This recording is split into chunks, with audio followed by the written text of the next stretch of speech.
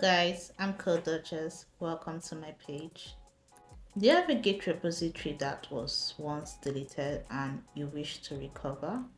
Well, first of all, we're going to head into github.com and make sure that you signed into your personal account. So once signed in, I have this repository I created just 2 minutes ago, just for the purpose of this tutorial. So first of all, we're going to click on our profile. Then we're going to head over to the settings. On the sidebar, we're going to scroll down to the code planning and automation section. Click on repositories.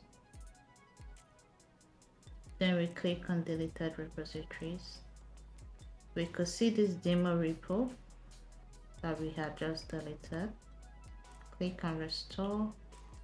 I understand I want to restore this repository. So we're done restoring the repository.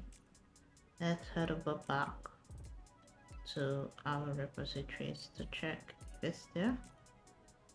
Refresh, and here you go. Our demo repo is here. So if you find this tutorial helpful, please leave a like, share, and follow for more. Thank you.